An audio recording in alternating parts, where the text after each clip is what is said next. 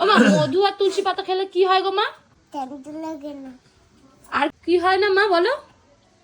ঠান্ডা লাগে না। আর কি হয় না? কাশি হয় না। কাশিও হয় না। তোমাদের ঠান্ডা লাগলে তোমরা তুলসী পাতার মতো খাবে। বন্ধুরা, হ্যাঁ ও বন্ধুরা, এই রে, বন্ধুরা তো সাড়া দিতে পারে না গো। তুমি হানি বাউলের মধু খাবে।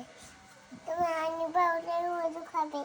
আচ্ছা, সবাই হানি বাউলের মধু বাউলের মধু খাবে। শুনলে প্যারিও বলে দিল, কিন্তু তোমরা হানি বাউলের মধু খাবে। আচ্ছা, এই মধুটার ব্যাপারটা আমি বলে দিই। মধু অরিজিনাল তো অনেকেই জানো না, একদম ফার্মের হানি যেটা, এটার নামটা হানি বাউল। এই যে এটা, এই হানি দিয়েও একদম বাচ্চাদের জন্য সেফ অ্যান্ড সিকিউর আর প্রপার মধু। বাচ্চা কেন, বাচ্চা পুরো মধু বুঝে যাবে। এটা ফ্রিজে একদম ডিপে রেখে দেবে, তাও মধু জমবে না।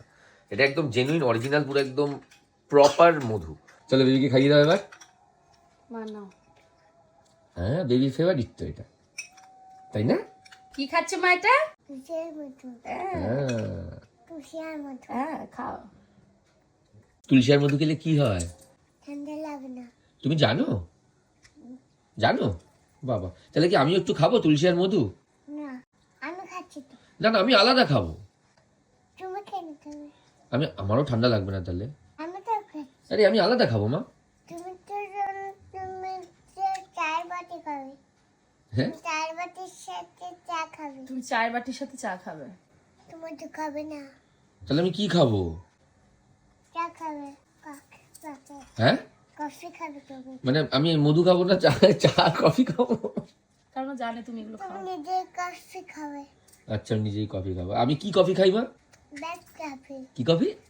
Black coffee. Black coffee.